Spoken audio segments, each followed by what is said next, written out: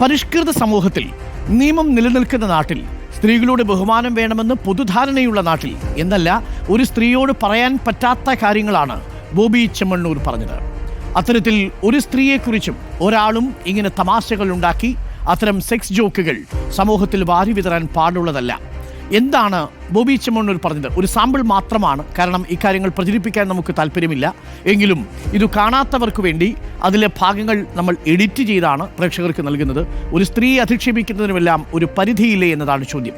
ബോബി ചെമ്മണ്ണൂർ പറഞ്ഞത് എഡിറ്റ് ചെയ്ത വേർഷനാണ് ഇപ്പോൾ പ്രേക്ഷകരിലേക്ക് നമ്മൾ എത്തിക്കുന്നത്. അത് അതേപടി എത്തിക്കാൻ നമുക്ക് കഴിയില്ല. മുമ്പ് ഒരു കഥാപാത്രമുണ്ട്. ആ ഒരു സുന്ദരിയായ കഥാപാത്രം അവര് റോളാണ് എടുത്തിട്ടുള്ളത്. വളരെ ബ്യൂട്ടിഫുൾ. അവരെ കാണുമ്പോ ഹണി റോസിനെയാണ്. Thank you for the presence. പിന്നെ ഇതിന്റെ ചാരിറ്റി പ്രവർത്തന കാര്യങ്ങളൊക്കെ നടത്തുന്നതാണ്. അപ്പോൾ ലവ് യു എവരിബഡി.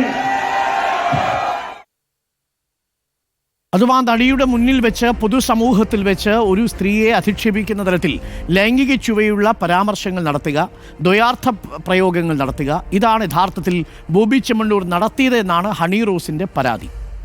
ഭാരതീയ ന്യായ സംഹിതയിലെ 79-ാം വകുപ്പ് പറയുന്നത് സ്ത്രീത്വത്തെ അപമാനിക്കുന്ന വാക്ക്, ആംഗ്യം, പ്രവൃത്തി, സ്ത്രീയുടെ സ്വകാര്യതയിലേക്ക് കടന്നു കയറുക എന്നത് ഒരു ഗുരുതരമായ ഒരു കുറ്റമാണ് എന്നുകൂടി പറയുന്നു.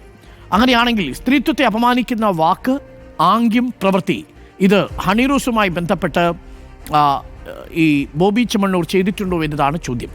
അങ്ങനെ ചെയ്തിട്ടുണ്ടെന്ന് തെളിഞ്ഞാൽ 3 വർഷം വരെ തടവും പിഴയും അനുഭവിക്കേണ്ടി വരും. ജാമ്യം ലഭിക്കാവുന്ന കുറ്റമാണ്, പക്ഷേ മജിസ്ട്രേറ്റ് കോടതിയിൽ വിചാരണ നേരിടേണ്ടി വരും. ഇപ്പോൾ പുറത്തു വന്നിരിക്കുന്ന ആ പ്രതികരണങ്ങളിൽ ബോബി ചെമ്മണ്ണൂർ പറഞ്ഞതിനെ കൈയടിച്ച് പ്രോത്സാഹിപ്പിക്കുകയും കൂകി വിളിക്കുകയും ചെയ്യുന്നൊരു സമൂഹമാണ് യഥാർത്ഥത്തിൽ നമ്മളെ ഭയപ്പെടുത്തുന്നത്.